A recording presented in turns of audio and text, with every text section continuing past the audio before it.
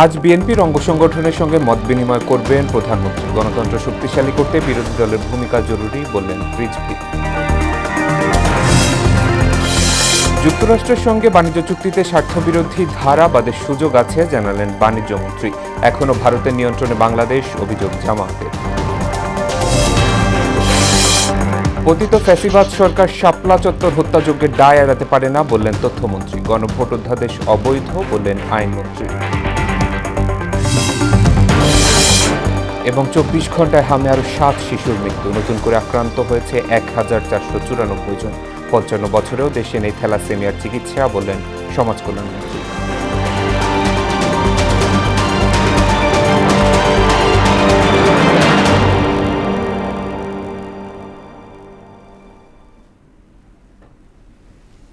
আসসালামু আলাইকুম। মোহনা সংবাদে সবাইকে স্বাগত। এতক্ষণ শুনছিলেন শিরোনাম, পুরো সংবাদ জুড়ে আছি শেখ সাব্বির হোসেন। বিরোধী দলের গঠনমূলক সমালোচনা গণতন্ত্রের জন্য জরুরি বলে মন্তব্য করলেন প্রধানমন্ত্রীর রাজনৈতিক উপদেষ্টা ও বিএনপির সিনিয়র যুগ্ম মহাসচিব রুহুল কবির রিজভী। শুক্রবার সকালে রাজধানীর কৃষিবিদ ইনস্টিটিউটে 9 মে বিএনপির 3 অঙ্গ সংগঠনের জেলা মহানগর পর্যায়ের নেতাদের নিয়ে মত বিনিময় সভার প্রস্তুতি পরিদর্শন শেষে তিনি একথা বলেন। এ সময় তিনি আরও বলেন, গণতন্ত্রে সরকার তার কাজ করবে আর বিরোধী দল সরকারের সমালোচনা করবে, এটাই স্বাভাবিক। তবে সেই সমালোচনা হতে হবে গঠনমূলক। উদ্দেশ্যমূলকভাবে সরকারকে বিপদে ফেলতে মিথ্যা তথ্য ছড়িয়ে কর্মসূচি নেওয়া হলে তা ষড়যন্ত্রের অংশ হয়ে দাঁড়ায়। আগামীকাল 9 মে বাংলাদেশ জাতীয়তাবাদী দল বিএনপি এবং এর 3টি অঙ্গ সংগঠন প্রধান অতিথি হিসেবে উপস্থিত থাকবে। এদেশের গণমানুষের নেতা, বিএনপির সম্মানিত চেয়ারম্যান এবং গণপ্রজাতন্ত্রী বাংলাদেশ সরকারের প্রধানমন্ত্রী জনাব তারেক রহমান। তো গণতন্ত্র মানেই তো হচ্ছে সরকার তার কাজ করবে আর বিরোধী দল তার সমালোচনা করবে। বিরোধী দল যারা আছেন তারা সেই সমালোচনা করবেন, তবে সমালোচনাটা যেন গঠনমূলক। যুক্তরাষ্ট্রের সঙ্গে বাণিজ্য চুক্তিতে দেশের স্বার্থবিরোধী কোনো ধারা থাকলে তা পরিবর্তনের সুযোগ রয়েছে চুক্তির ভেতরেই বলে জানিয়েছেন বাণিজ্যমন্ত্রী খন্দকার আব্দুল মুক্তাদির। শুক্রবার দুপুরে সিলেট আন্তর্জাতিক বিমানবন্দর সংলগ্ন 22 টিলা ন্যাচারাল পার্কের উন্নয়ন কাজ পরিদর্শন শেষে সাংবাদিকদের তিনি জানান, জ্বালানির মূল্যবৃদ্ধির প্রভাব দেখিয়ে নিত্য প্রয়োজনীয় পণ্যের অযৌক্তিক দাম বৃদ্ধি গ্রহণযোগ্য নয়। এ বিষয়ে সরকারের নজরদারি থাকবে। পণ্যের পরিবহন ব্যয় কমাতে দেশের বন্দরগুলোর সক্ষমতা বাড়ানো জরুরি, তা না হলে আমদানি রপ্তানি ব্যয় কমানো সম্ভব হবে না উল্লেখ করে তিনি দাবি করেন, বর্তমানে যে মূল্যস্ফীতি তা সাময়িক। চুক্তি যেটি হয়েছে এটির বাস্তবায়নের সময় যদি এমন, আমি আবার পরিষ্কার করে বলছি, এটির বাস্তবায়নের সময় এমন কোনো কিছু যদি আমাদের সামনে আসে বা প্রতিভাত হয় যে এটি বাংলাদেশের স্বার্থের অনুকূল নয়, তাহলে সেই ধারা সংশোধন করার সুযোগ এই চুক্তির ভিতরেই রয়েছে। ভারতের তাবেদারিতে এখনও বাংলাদেশ নিয়ন্ত্রিত হচ্ছে বলে মন্তব্য করেছেন জামায়াতে ইসলামীর সেক্রেটারি জেনারেল মিয়া গোলাম পরওয়ার। শুক্রবার সকালে ইনস্টিটিউট অব ডিপ্লোমা ইঞ্জিনিয়ার্স এক অনুষ্ঠানে অংশ নিয়ে তিনি এ মন্তব্য করেন। এ সময় তিনি আরও বলেন, বিগত সময় ক্ষমতাসীনরা রেলওয়েতে লুটপাট করে ধ্বংস করেছে। ট্রেড ইউনিয়নকে পুঁজি করে তারা লাভবান হলেও শ্রমিকদের ভাগ্যের পরিবর্তন ঘটেনি। ওই কারখানা কার কথায় যাবে, কত লোক দেশি কত লোক ইন্ডিয়ান নিতে হবে, আপনি প্রেসক্রিপশন দেবেন আর সেই প্রজেক্ট নিয়ে আমার কাছে টাকা দেবেন আর আপনি বড় লাভে টাকা ফেরত দেবেন। আমার গণতন্ত্র, আমার নির্বাচন, আমার ব্যবসা বাণিজ্য, আমার সীমানা স্বাধীন থাকবে, আমার পানি সমস্যা, আমার বর্ডার সমস্যা, আমার ব্যবসা বাণিজ্য, আমার ট্রেড ব্যালেন্স, এই সব ব্যাপারে আমরা স্বাধীন থাকবো। কোন দেশের নির্দেশে আমার দেশ চলবে। ৭১ থেকে শুরু করে সকল গণহত্যার বিচার নিশ্চিত করা হবে বলে জানিয়েছেন তথ্য সম্প্রচার মন্ত্রী জহিরুদ্দিন স্বপন। শুক্রবার বিকেলে জাতীয় জাদুঘরে শাপলা চত্বর গণহত্যার স্মৃতি স্মারক গ্রন্থের মোড়ক উন্মোচন ও তথ্যচিত্র প্রদর্শনী অনুষ্ঠানে একথা বলেন তথ্যমন্ত্রী। ফ্যাসিবাদ সরকার শাপলা চত্বরের মানবতা বিরোধী কর্মকাণ্ডের দায় এড়াতে পারে না বলেও মনে করেন জহিরুদ্দিন স্বপন। মন্ত্রী বলেন, বিচার বহির্ভূত এসব অপরাধের বিচার নিশ্চিতে সরকারের সঙ্গে সকল রাজনৈতিক শক্তিকে ঐক্যবদ্ধ ভূমিকা রাখার আহ্বানও জানান তথ্য সম্প্রচার মন্ত্রী। 1971-এর মুক্তিযুদ্ধের গণহত্যা থেকে শুরু করে শাপলা চত্বরের এই হত্যাকাণ্ড পর্যন্ত, যাহা হত্যাকাণ্ড, যাহা মানবতা বিরোধী, যাহা অন্যায়, যাহা ন্যায্যতার বিরুদ্ধে, এবং যা সর্বশক্তিমানের আইনের বিরুদ্ধে, তেমন কোনো অপরাধকে আমাদের সরকার তামাদি হতে দেবে না। অধ্যাদেশের মাধ্যমে সংবিধান পরিবর্তন করা যায় না বলে মন্তব্য করেছেন আইনমন্ত্রী মোহাম্মদ আসাদুজ্জামান। শুক্রবার সকালে খুলনায় আইনজীবীদের সংবর্ধনা ও নবীনবরণ অনুষ্ঠানে তিনি একথা বলেন। এ সময় জুলাই সনদ বাস্তবায়নের অধ্যাদেশকে সংবিধানের ওপর জালিয়াতি হিসেবে আখ্যা দেন তিনি। একে বৈধতা দেওয়ার জন্য গণভোট অধ্যাদেশ জারি করা হয়েছে, সেটিও অবৈধ বলে উল্লেখ করেন আইনমন্ত্রী। এখন ওনারা সেই সমস্ত কিছু বাদ রেখে একটা আদেশ জারি করে একটা ক্যামোফ্লেক্স তৈরি করলেন, যেটাকে আইনের ভাষায় আমরা বলছি it is a fraud on the constitution.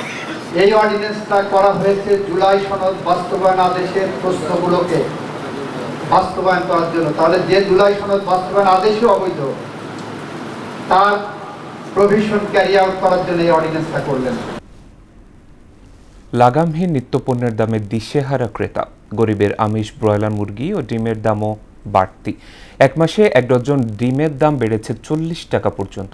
দীর্ঘদিন ধরেই দামের উত্তাপে পড়ছে সবজির বাজার। এবার যুক্ত হয়েছে বৃষ্টির অজুহাতও। মাছের দামেও নেই স্বস্তি। এদিকে সরকার দাম বাড়িয়েও সরবরাহ স্বাভাবিক করতে পারেনি সয়াবিন তেলের বাজারে। এমন পরিস্থিতিতে দ্রব্যমূল্যে লাগাম টানতে নিয়মিত বাজার তদারকির দাবি ক্রেতাদের। বাজার ঘুরে আরো জানাচ্ছেন উষা ফেরদৌস। থরে থরে হরেক রকম সবজিতে ভরপুর বাজার। নানা রঙের তাজা সবজির সমাহার প্রকৃতির এক ক্যানভাসের মতো, যা ক্রেতাদের চোখ জুড়িয়ে দেয়। কিন্তু কিনতে গিয়েই হোঁচট খান ক্রেতা। বেগুন, শসা, কাঁকরোল কেজি প্রতি বিক্রি হচ্ছে 100 থেকে 120 টাকায়। পেঁপে, কচুরলতি, করলা, পটল, ঢেঁড়স, লাউ সবই শতকের ঘরে। মধ্যবিত্ত নিম্নবিত্তদের কষ্ট হয়।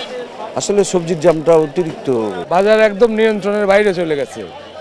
এই অবস্থা থাকলে তো মানে কঠিন অবস্থা হয়ে যাবে সবার জন্য। বাজারে ডিমের দাম আরো বেড়েছে। এক সপ্তাহে প্রতি ডজন ডিমের দাম বেড়েছে 10 টাকা, আর এক মাসের কম সময়ের মধ্যে ডজনের দাম বেড়েছে 30 থেকে 40 টাকা। যারা নিম্নবিত্ত মধ্যবিত্ত, একবার খেতে গেলে 2-4টা ডিম হলে তাদের সংসার চলে, কিন্তু এটার উপরে এখন ভালো প্রভাব পড়ে গেছে। আমাদের এখানে 60,000 ডিম আসার কথা, এনে মাত্র আছে আপনার 40,000 ডিম। কিছুতেই লাগাম টানা যাচ্ছে না ব্রয়লার মুরগির দামে। বিক্রি হচ্ছে 190 থেকে 200 টাকায়, আর প্রতি কেজি সোনালী বিক্রি হচ্ছে 360 টাকা পর্যন্ত। খাসির মাংস 1250, গরুর মাংস 850। এটা একটা হচ্ছে সিন্ডিকেটের মতোই কিছুটা, কিন্তু হ্যাঁ আমার কাছে এরকম মনে হয়, কারণ হঠাৎ করেই গরুর মাংসের দাম 750 থেকে 800 টাকা, 850 টাকা হয়ে গেল। দেখা গেছে ফার্মে যাইতে হইলে 3-4 করে তেল লওয়া লাগে, একবার অনেক সময় তেল দেয় না, ওই কারণে এই সমস্যাটা হয়। স্বস্তি নেই মাছের বাজারেও। 1 কেজি ওজনের রুই মাছ 350, আকারে বড় হলে দাম হয় 450 থেকে 500 টাকা। চাষের পাঙ্গাস, তেলাপিয়া, পাবদা মাছের দামও নেই নিম্ন আয়ের নাগালে। একটু বড় মাছ কিনতে গেলে আমরা কিনতে পারি না, তখন আমাদের বিবেচনা করতে হয় যে তেলাপিয়া, তারপরে সিলভার কাপ, এই সব মাছের দিক তাকাইতে হয়। চাষের মাছ 250 টাকার উপরে, এটাও আমাদের আসলে মধ্যবিত্তদের নাগালের বাইরে। এদিকে পাইকারি ও খুচরা পর্যায়ে প্রায় 3 মাস ধরে বোতলজাত সয়াবিন তেলের সরবরাহ সংকট থাকার পর 1.5 সপ্তাহ আগে দেশে বোতলজাত ও খোলা সয়াবিন তেলের দাম লিটারে 4 টাকা বাড়ানো হলেও স্বাভাবিক হয়নি বাজার। ওই এক সপ্তাহ আগে 2 কার্টন দিছিল, এর লাগে 1 বস্তা চাউল ধরে দিছে, মিনিকেট চাউল 5 লিটার 1 লিটার, চাইলে 20 কার্টন দেয়, মাত্র 2 কার্টন। বাংলাদেশ পরিসংখ্যান ব্যুরো BBS এর হিসেবে গ্রাম শহর নির্বিশেষে সার্বিক মূল্যস্ফীতি এখন 9% বেশি। তাই নিয়মিত বাজার তদারকির দাবি ক্রেতাদের। উষা ফেরদৌস, মোহনা সংবাদ, ঢাকা। বিশৃঙ্খল পুলিশ বাহিনী এখন অনেকটাই সুশৃঙ্খল বলে দাবি করেছেন আইজিপি মোহাম্মদ আলী হোসেন ফকির। তিনি আরো বলেন, আধুনিক জনবান্ধব ও প্রযুক্তি নির্ভর বাহিনী গড়ে তোলাই চূড়ান্ত লক্ষ্য। জনগণের দোরগোড়ায় সেবা পৌঁছে দেওয়ার প্রত্যয় জানান তিনি। শুক্রবার দুপুরে রাজধানীর খিলক্ষেতে পুলিশ ফাঁড়ি উদ্বোধন শেষে সব কথা বলেন আইজিপি। এ সময় ডিএমপি কমিশনার বলেন, প্রযুক্তি নির্ভর ডিএমপি গড়ে তোলার কাজ চলছে। এমদাদুল হক খানের রিপোর্ট। শুক্রবার দুপুরে রাজধানীর 300 ফিট সংলগ্ন পুলিশ অফিসার্স হাউজিং সোসাইটি এলাকায় স্থাপিত খিলক্ষেত পুলিশ ফাঁড়ি উদ্বোধন করেন আইজিপি মোহাম্মদ আলী হোসেন ফকির। এর আগে তাকে গার্ড অব অনার প্রদান করা হয়। পরে তিনি বলেন, পর্যটন এলাকা হিসাবে এখানে চুরি ছিনতাই সহ নানা অপরাধ সংঘটিত হওয়ার প্রবণতা বাড়ছে, তাই দ্রুত সেবা দিতেই এ ফাঁড়ি উদ্বোধন বলে জানান তিনি। 300 ফিট এক্সপ্রেসওয়ে ও আশপাশ এলাকায় রাত্রিবেলায় বিনোদন প্রেমী মানুষের ব্যাপক সমাগম হয়, যার ফলে স্থানীয় পর্যায়ে সার্বক্ষণিক শক্তিশালী পুলিশি উপস্থিতি অপরিহার্য হয়ে পড়েছে। বর্তমান সরকার পুলিশের প্রতি আন্তরিক, পুলিশের মাধ্যমে জন আকাঙ্ক্ষা পূরণ করতে সরকার বদ্ধপরিকর বলেও জানান পুলিশের এই শীর্ষ কর্মকর্তা। পুলিশেরও যে আমাদের একটা বিশৃঙ্খল অবস্থা ছিল, সেটা অনেকাংশে আমরা গুছিয়ে আনতে সক্ষম হয়েছি। আমরা একটি আধুনিক জনবান্ধব প্রযুক্তি নির্ভর পুলিশিং ব্যবস্থার দিকে এগিয়ে যাচ্ছি। পুলিশি সেবাকে জনগণের দোরগোড়ায় পৌঁছে দেওয়ার বিষয়ে আমরা দৃঢ় প্রতিজ্ঞ। বিগত সরকারের সময় আমলাতান্ত্রিক জটিলতার কারণে পুলিশের কাঙ্ক্ষিত মান উন্নয়ন সম্ভব হয়নি বলেও দাবি করেন তিনি। আগে যেভাবে বলা হতো যে আমলাতান্ত্রিক জটিলতা, ফাইল গেলে এটা সঠিক সময়ে সিদ্ধান্ত আসে না, এখন কিন্তু সেই দিন নাই। এখন দিন বদলেছে, নতুন সরকার নতুন উদ্যমে কাজ শুরু করেছে। পরে ডিএমপি কমিশনার বলেন, নিরাপত্তা নিশ্চিতে রাজধানীতে আরো পুলিশ ফাঁড়ি করা হবে। মঞ্জুরকৃত 57টা পুলিশ ফাঁড়ি আছে। এই ফাঁড়িগুলো আমরা বিভিন্নভাবে রিঅ্যারেঞ্জ করে যেখানে যেখানে ক্রাইম এফেক্টেড, যেখানে জনসংখ্যা বেড়েছে, যেখানে প্রয়োজন সেখানে আমরা নিয়ে যাচ্ছি। এই নিয়ে যাওয়ার কাজও চলতেছে। এই অংশ হিসাবে খিলক্ষেত পুলিশ ফাঁড়ি। প্রযুক্তি ব্যবহার করে রাজধানীর নিরাপত্তায় পুলিশ আরও সক্রিয়ভাবে কাজ করবে বলেও জানান ডিএমপি প্রধান। ক্রাইমকে কন্ট্রোলে আনার জন্য একদিকে আমরা ভৌত অবকাঠামো এক্সটেনশন করতেছি, ফাঁড়ি এক্সটেনশন করতেছি, পাশাপাশি আমরা টেকনোলজি জায়গায় আগায় যাচ্ছি। এমদাদুল হক খান, মোহনা সংবাদ, ঢাকা। 24 ঘন্টায় হামে আরও 7 শিশুর মৃত্যু হয়েছে। আক্রান্ত হয়েছে 1494 জন। স্বাস্থ্য অধিদপ্তর জানিয়েছে, একদিনে হামের উপসর্গ নিয়ে ঢাকা বিভাগে 2 জনের মৃত্যু হয়েছে।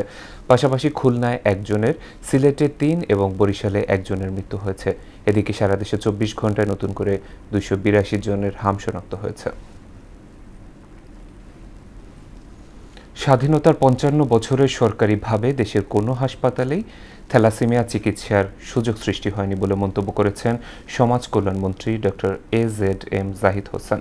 শুক্রবার রাজধানীর মগবাজারে বিশ্ব থ্যালাসেমিয়া দিবস 2026 উপলক্ষে আয়োজিত সেমিনারে একথা বলেন তিনি। সেমিনারে এই রোগের সচেতনতা বৃদ্ধি এবং সব ধরনের চিকিৎসা সেবা নিশ্চিতে সরকার কাজ করবে বলে আশ্বাস দেন মন্ত্রী। দেশে প্রতি 9 জনে 1 জন থ্যালাসেমিয়া রোগে আক্রান্ত বলে জানান চিকিৎসকরা। বিস্তারিত বিজন কুমারের রিপোর্টে। দেশে প্রতি বছর 7 থেকে 8 হাজার শিশু থ্যালাসেমিয়া রোগে আক্রান্ত হয়। এ রোগে আক্রান্ত রোগীর সংখ্যা 60 থেকে 70 হাজার। বিশ্ব থ্যালাসেমিয়া দিবসে থ্যালাসেমিয়া ফাউন্ডেশন আয়োজিত সেমিনারে এ তথ্য জানানো হয়। এতে থ্যালাসেমিয়া রোগে আক্রান্ত ব্যক্তির দুর্ভোগ উল্লেখ করে চিকিৎসকরা জানান, দেশে প্রতি 9 জনে 1 জন থ্যালাসেমিয়া রোগে আক্রান্ত। 5-6 বছর বয়সে প্রথম ধরা পড়ে থ্যালাসেমিয়া। থ্যালাসেমিয়া রোগীর প্রথম চ্যালেঞ্জ হচ্ছে রক্ত, এবং রক্তটা হতে হবে নিরাপদ রক্ত। সহায়তা যদি সম্পূর্ণভাবে আমাদের সাথে থাকে, তাহলে আমরা থ্যালাসেমিয়া পেশেন্টদের ক্ষেত্রে হাসি মুখটা ধরে রাখতে পারব। এ সময় সমাজ কল্যাণ মন্ত্রী ডক্টর AZM জাহিদ হোসেন বলেন, স্বাধীনতার 55 বছরে দেশের কোনো হাসপাতালে থ্যালাসেমিয়া রোগের চিকিৎসার সুযোগ সৃষ্টি হয়নি। স্বাধীনতার 55 বছর পার হয়ে গেছে আমাদের। সো এখন পর্যন্ত আমরা থ্যালাসেমিয়া রোগীর চিকিৎসার জন্য সরকারিভাবে বাংলাদেশের প্রত্যেকটা মেডিকেল কলেজেও আমরা সেই সুযোগ সৃষ্টি করতে পারি না। এমন বাস্তবতায় সামাজিক আন্দোলন গড়ে তোলার আহ্বান জানান মন্ত্রী। বলেন, বিবাহের পূর্বে অবশ্যই রক্ত পরীক্ষা করা জরুরি। কুসংস্কার থেকে বেরিয়ে আসতে হলে সামাজিক আন্দোলন দরকার। আর আন্দোলনটা খুব সহজ। ব্লাড টেস্ট কিন্তু খুব কঠিন টেস্ট না। আমাদের দেশে বিয়ে হতে হলে সবার হাজব্যান্ড অ্যান্ড ওয়াইফ ব্লাডের কিছু কিছু পরীক্ষা অবশ্য করণীয়। সবশেষে রোগীর বিরুদ্ধে সচেতনতা বৃদ্ধিতে সরকার সহযোগিতা করবে জানিয়ে মন্ত্রী বলেন, চিকিৎসা সেবা নিশ্চিতে সরকার প্রতিশ্রুতিবদ্ধ। সরকার চায় একটি মানবিক দেশ গড়তে। আমাদের সরকারের বর্তমান কমিটমেন্ট, আমরা একটা মানবিক সমাজ ব্যবস্থা, মানবিক বাংলাদেশ চাই।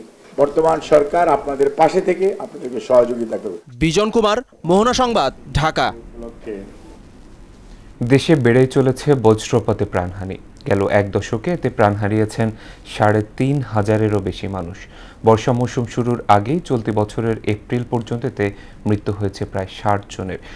বিশেষজ্ঞরা বলছেন, তাপমাত্রা বৃদ্ধি সহ আবহাওয়ার বিরূপ প্রভাবের ফলেই এমন ঘটনা ঘটছে। নাজমুল ইসলামের 3 পর্ব প্রতিবেদনের আজ প্রথম কিস্তি। মেঘের অভ্যন্তরে বৈদ্যুতিক স্রোতের ঝলকানিই হল বজ্রপাত, যা প্রকৃতির শক্তিশালী ও বিপজ্জনক ঘটনা। সাম্প্রতিক সময়ে বাংলাদেশে বজ্রপাতের ঘটনা বেড়েছে। এর সঙ্গে আশঙ্কাজনক হারে বেড়েছে প্রাণহানির সংখ্যাও। বিশেষ করে গ্রাম অঞ্চলে কৃষিজীবী ও প্রান্তিক জনগোষ্ঠীর মধ্যেই বজ্রপাতে মৃত্যুর হার সবচেয়ে বেশি। গেল 1 দশকে বজ্রপাতে প্রাণ হারিয়েছে ৩,৫০০-এরও বেশি মানুষ। পরিসংখ্যান বলছে ২০২০ সালে বজ্রপাতে মারা যান ৪২৭ জন, ২০২১ সালে ৩৫০ জন, ২০২২ সালে ৩৪০ জন, ২০২৩ সালে ৩২২ জন, ২০২৪ সালে ২৯৭ জন এবং ২০২৫ সালে আবারও বেড়ে দাঁড়ায় ৩৫০ জনে। আর চলতি বছরের এপ্রিল মাসেই প্রাণ হারিয়েছে ৬০ জনেরও বেশি মানুষ। আবহাওয়া অধিদপ্তরের তথ্য অনুযায়ী দেশে বজ্রপাতের ঝুঁকিতে থাকা শীর্ষ জেলাগুলোর মধ্যে রয়েছে সিলেট, সুনামগঞ্জ, নেত্রকোনা, টাঙ্গাইল, পাবনা এবং রাজশাহী।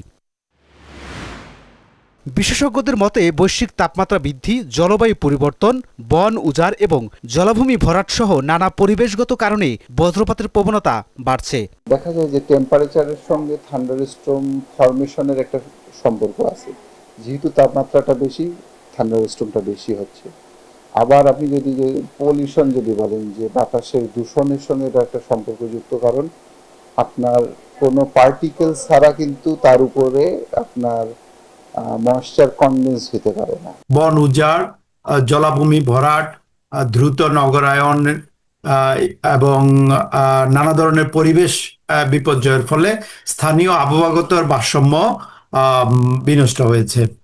বজ্রপাতের ঝুঁকিও তাতে বৃদ্ধি পাচ্ছে। এদিকে বজ্রপাতের 4টি গুরুত্বপূর্ণ কারণ উল্লেখ করে এর জন্য দ্রুত শিল্পায়ন দায়ী বলে জানান কানাডার সাসকাচুয়ান বিশ্ববিদ্যালয়ের আবহাওয়া ও জলবায়ু গবেষক মুস্তফা কামাল পলাশ। বজ্রপাত ঝড় সৃষ্টির জন্য আমাদের আসলে আবহাওয়া বৈজ্ঞানিক ভাষায় 4টা উপাদান লাগে। এই 4টা মশলার মধ্যে আমরা দেখতেছি 2টি মশলার পরিমাণ বাংলাদেশে ইউনিটি বৃদ্ধি, মানে বৈশ্বিক উষ্ণতা বৃদ্ধির কারণে এটি হচ্ছে। শিল্প শুরুর পরে আজ পর্যন্ত প্রায় 300 বছরের কাছাকাছি সময়ে সেটি হচ্ছে যে আমাদের বায়ুমণ্ডলীয় তাপমাত্রা প্রায় 1.5 ডিগ্রি সেলসিয়াসের কাছাকাছি বৃদ্ধি পেয়েছিল। বিজ্ঞানীদের গবেষণা বলছে 1 ডিগ্রি সেলসিয়াস তাপমাত্রা বাড়লে বজ্রপাতের আশঙ্কা বেড়ে যায় 12 থেকে 20%। বাংলাদেশে যেভাবে ক্রমাগতভাবে বাড়ছে তাপমাত্রা, তাতে ভবিষ্যতে বজ্রপাত আরও বাড়বে। কিন্তু এই দুর্যোগ মোকাবেলায় সরকার কী ধরনের পদক্ষেপ গ্রহণ করেছে কিংবা অতীতে কী ধরনের পদক্ষেপ নেওয়া হয়েছিল সে বিষয়ে জানব দ্বিতীয় পর্বে। নাজমুল ইসলাম, মোহনা সংবাদ, ঢাকা। 25শে বৈশাখ বিশ্বকবি রবীন্দ্রনাথ ঠাকুরের 165তম জন্মবার্ষিকী। 1268 সনের এদিনে পশ্চিমবঙ্গের কলকাতার জোড়াসাঁকোর ঠাকুর পরিবারে জন্মগ্রহণ করেন বাংলা সাহিত্যের উজ্জ্বল নক্ষত্র রবীন্দ্রনাথ। বহু প্রতিভার অধিকারী কবি নিজ প্রতিভার আলোয় বাংলা সাহিত্য সংস্কৃতিকে তুলে ধরেছেন বিশ্ব দরবারে। সাহিত্যে অসামান্য অবদানের জন্য বিশ্বকবির সম্মানও পান তিনি। বিশ্বকবির জন্মবার্ষিকী উপলক্ষে শ্রদ্ধা জানিয়েছেন প্রধানমন্ত্রী তারেক রহমান। নিজের ভেরিফাইড ফেসবুক পেজে বিশ্বকবির প্রতি শ্রদ্ধা জানিয়ে পোস্ট করেন তিনি। তাহসিন তারিনের প্রতিবেদন।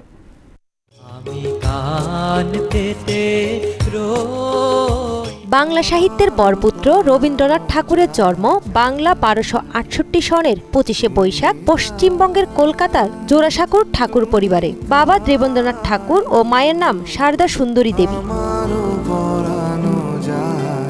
একেবারে কবি, ঔপন্যাসিক, গল্প, নাট্যকার, দার্শনিক, সঙ্গীতজ্ঞ ও প্রাবন্ধিক রবীন্দ্রনাথ ঠাকুরের সাহিত্য প্রতিভার বিকাশ ঘটে শৈশবেই। মাত্র 8 বছর বয়সে তত্ত্ববোধিনী পত্রিকায় অভিলাষ নামে তার প্রথম লেখা ছাপা হয়। 1878 সালে প্রকাশিত হয় প্রথম কাব্যগ্রন্থ কবি কাহিনী। উপন্যাস, নাটক, সঙ্গীত, প্রবন্ধন, চিত্রকলা বা দর্শন, বাংলা সাহিত্যের এমন প্রতিটি শাখায় বিচরণ করেছেন রবীন্দ্রনাথ। বিশ্বের নানা ভাষায় তার সাহিত্যকর্ম অনূদিত এবং নানা দেশের পাঠ্যসূচিতে তার লেখা সংযোজিত হয়েছে। 1910 সালে প্রকাশিত গীতাঞ্জলি কাব্যগ্রন্থের ইংরেজি অনুবাদের জন্য 1913 সালে সাহিত্যে নোবেল পুরস্কার লাভ করেন তিনি। রবি ঠাকুরের প্রকাশিত বইয়ের সংখ্যা 52টি, উপন্যাস 13, ছোট গল্প 95, প্রবন্ধন ও গদ্যগ্রন্থ 36 এবং নাটকের বই 38টি। কবির মৃত্যুর পর 36 খণ্ডে প্রকাশিত হয় রবীন্দ্র রচনাবলী। এছাড়া রয়েছে 19 খণ্ডের রবীন্দ্র চিঠিপত্র। জমিদার পরিবারের সদস্য হিসেবে তিনি জমিদারিও করেছেন। 1891 সাল থেকে কুষ্টিয়া, পাবনা, নাটোর ও ওড়িশায় জমিদারি দেখাশোনা করেন রবীন্দ্রনাথ ঠাকুর। ওইসব এলাকার কুঠিবাড়িতে অবস্থানকালে অসংখ্য কবিতা ও গান রচনা করেন। কবি রচনা করেছেন 2000-এর বেশি গান, অধিকাংশ গানের সুরও তার করা। কবির লেখা আমার সোনার বাংলা, আমি তোমায় ভালোবাসি বাংলাদেশের জাতীয় সঙ্গীত, আবার ভারতের জাতীয় সঙ্গীতটিও কবির লেখা। এরকম অনবদ্য সব সাহিত্যকর্ম দিয়ে শতকোটি মানুষের হৃদয়ে চিরস্মরণীয় হয়ে আছেন বিশ্বকবি রবীন্দ্রনাথ ঠাকুর। তাহসিন তারিন, মোহনা সংবাদ। মাদারীপুরে সংরক্ষিত মহিলা আসনের সংসদ সদস্য হেলেন জেরিন খানকে সংবর্ধনা প্রদান করা হয়েছে। শুক্রবার বিকেলে মাদারীপুর শহরের লেকের পাড় এলাকায় সংবর্ধনা অনুষ্ঠানে বিএনপির হাজারো নেতাকর্মী উপস্থিত ছিলেন। অনুষ্ঠানে হেলেন জেরিন খান বলেন, আমি মাদারীপুরের মাটি ও মানুষের জন্য কাজ করতে চাই। মাদারীপুরে মেডিকেল কলেজ ও বিশ্ববিদ্যালয় প্রতিষ্ঠার জন্য সর্বাত্মক চেষ্টা করব।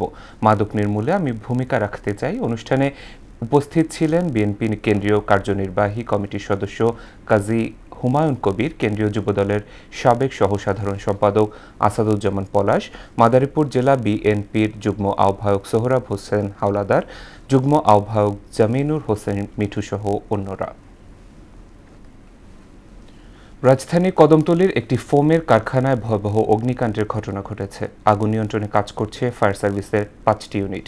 সন্ধ্যায় কদমতলীর সাদ্দাম মার্কেট এলাকায় কারখানার আগুনের সূত্রপাত ঘটে।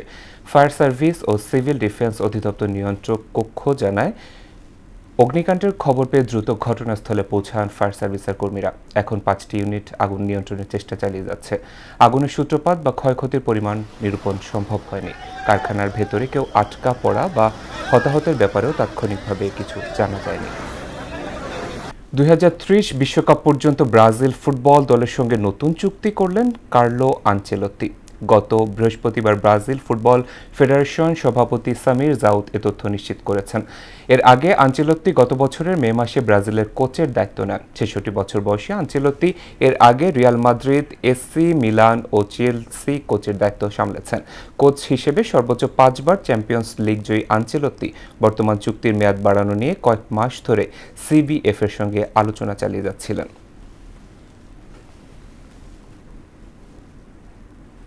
দর্শক, শেষ করব মোহনা সংবাদ। যাওয়ার আগে শিরোনামগুলো আরো একবার।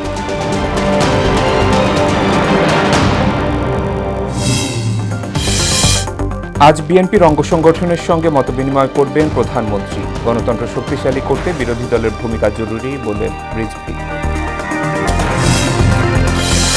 যুক্তরাষ্ট্রের সঙ্গে বাণিজ্য চুক্তিতে স্বার্থবিরোধী ধারাবাদের সুযোগ আছে জানালেন বাণিজ্যমন্ত্রী।